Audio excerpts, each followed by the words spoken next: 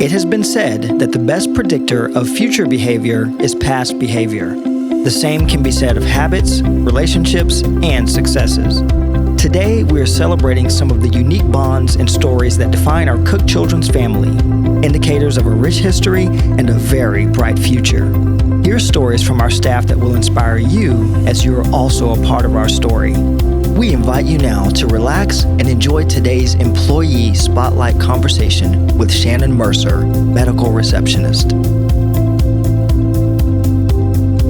We are here today with Shannon Mercer, who is the medical receptionist at Coolk Children's Forest Park location. And one of the neat things about this that I've grown to love is that we get to hear stories from our Coolk Children's family and many members of our staff who do so much for the organization. And it's just awesome being able to hear some of the things that they do. And the stories are just really captivating. And so we have Shannon here today with us in the studio. Shannon, how are you doing? Good. We're excited. Thank you for being here with us. Thank you. We are looking forward to hearing your story today. So tell us a little bit about what you do now in your current role as medical receptionist at the Forest Park location, what that entails and what that means to you. We're the first ones to meet and greet with the patients. We check them in, make sure their insurance is all up to date, that all their information's up to date, get them set up and ready to go. We check them out, we make appointments for them, take their phone calls, pass messages to the nurse, things like that. We do a little bit of billing information for them, help them with that, get them in touch with who they need to be in touch with,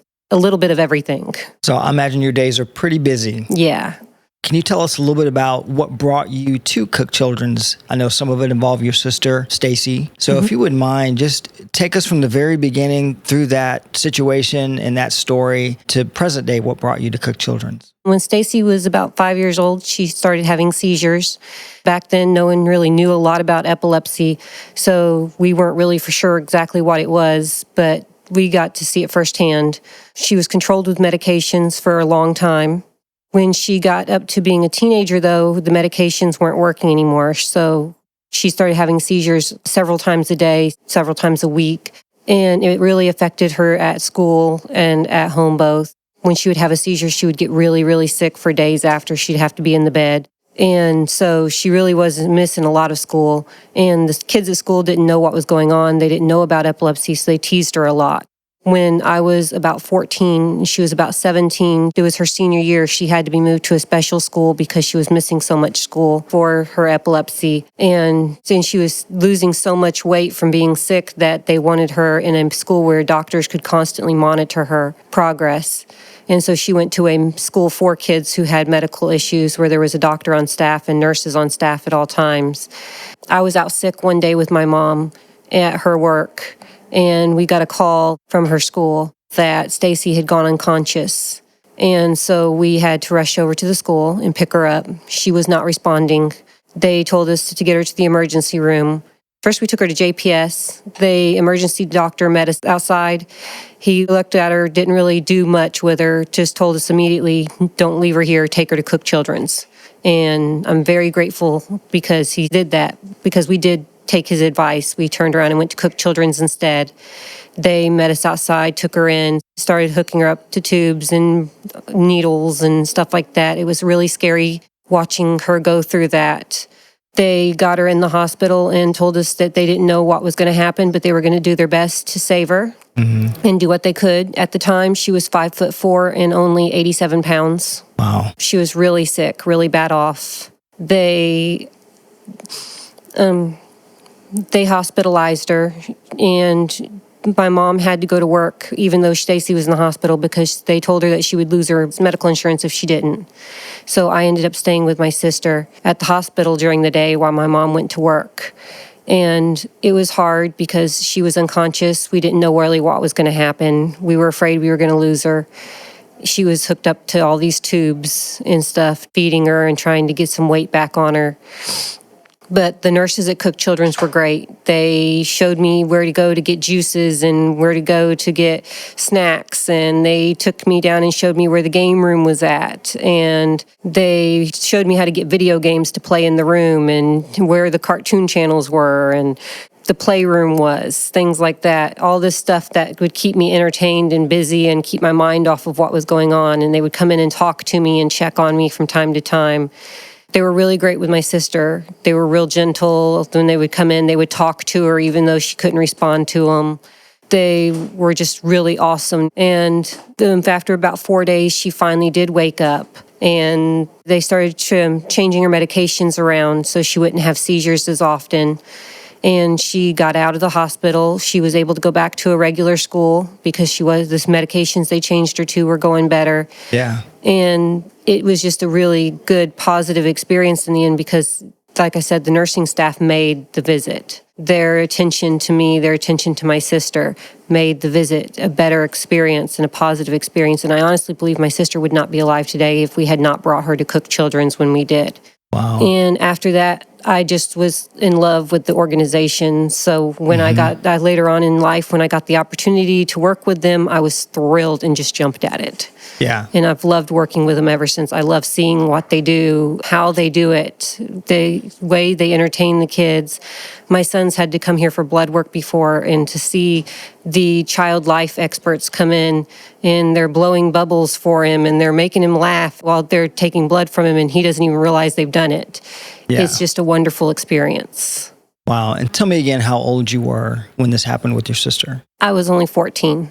Only 14. I was a freshman in high school and she was a senior. That must have been pretty scary and grew you up pretty quickly, having to deal with that situation and be here with your sister. Had you been in a hospital environment like that prior to that? No, we had been in the emergency room several times with her, but we had never had her in the actual hospital hospitalized, not with her in that kind of condition. So no, I had never been anywhere near that kind of situation before. So she's doing better now. Yeah, when she was about 20, 21 years old, she was living in Kentucky and she was going to the University of Kentucky for some trial medications because her seizures had again gotten out of control. She was having several a day again. And a neurologist there, I forget his name, but he identified what was going on with her brain and was able to do an experimental surgery and remove a section of her brain and correct her seizures. So now she is completely cured and does not have seizures anymore. Wow. And so she's how old now? Now she is 37. 37. She has 3 kids and 1 on the way. Wow. That is awesome to hear. So your sister's doing great. And you walked through that incredible situation with her. And I'm sure that strengthened y'all's relationship. Yes, my sister's my best friend. She has been, even before we went through that, she was my best friend. Yeah. We grew up moving around a lot. Our mother was a single mother, and we moved around from state to state a lot. So we only had each other.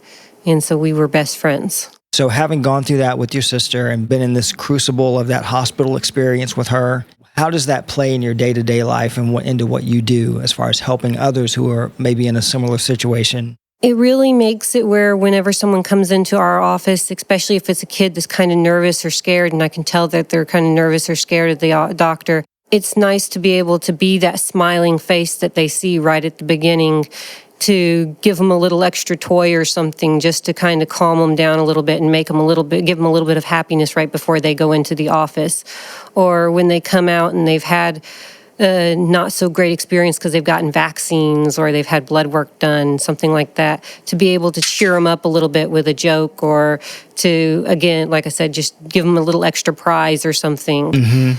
It's nice to be able to do that and kind of feel like you give back to them just a little bit of what you got from the past. And one of the things that we've heard consistently, and even my experience since I've been here, is that Coolk Children's is very much not just about the patient, but also the siblings and really the families of the patient, and taking care of them and making sure that we have activities and that we look at the entire family. So it's not just about the patient who's here, but making sure that if there's a sibling who may come into the location there, that they feel loved and cared for and there's some attention given to them as well. We have video games and we have books for them to read, and we talk to them and may bring them into the process and really make them feel like they're included. We don't want to make them feel separated or like they're just in the way. We want them to feel like they're included in the visit and like they're part of it.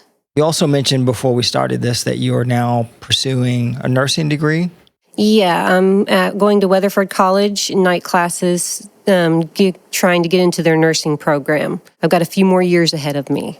I know you'll get there. You seem very determined, and based upon what you've been through, especially with your sister, I don't think there's anything that could stop you at this point. No, sir, I wouldn't let it. No. So tell me, what are you looking forward to in that capacity, being a nurse and obviously being able to help more people and expand what you do and what you've been able to do even? What do you see in terms of being able to impact more people and children? I want to do pediatric nursing because I want to stay with Coolk Children's and just transition into their nursing division of it. Like I said before, the nurses at my sister's visit was what really made the visit what it was. And I would love to be part of that and one of those people who makes that sibling that's there feel a little bit better and to take their mind off what's going on and to kind of give them a little bit of happiness in a moment that they might not otherwise have it, to kind of calm them down a little bit and keep them from being so frustrated and so upset. I'd love to be part of that. So Shannon, I see you also have your son with us today. Can you say hi to everyone? Hi. So do you love your mom? Yeah. Are you super proud of what she does here at Coolk Children's? Yes. She helps a lot of kids and a lot of families. Yeah. And so we're very grateful to have her here. Can you say bye to everyone? Bye. Say cheese. Cheese. Well, Shannon, I think that's awesome. It's been great talking to you and getting to meet you and hear your story. And I'm so thankful that you're part of the Coolk Children's family and for you doing what you do and for making an impact that you're doing. And I know that the work that you will do in studying to be a nurse, that you're going to be an amazing one at it. I hope so. That's my goal. All right. Well, we look forward to hearing more great reports of people and families that you're impacting. So thanks so much for being with us today, and we appreciate you. Thank you, sir. Thanks for joining us in today's podcast. To experience all our centennial stories, go to www.cook100years.org. That's COOK100years.org.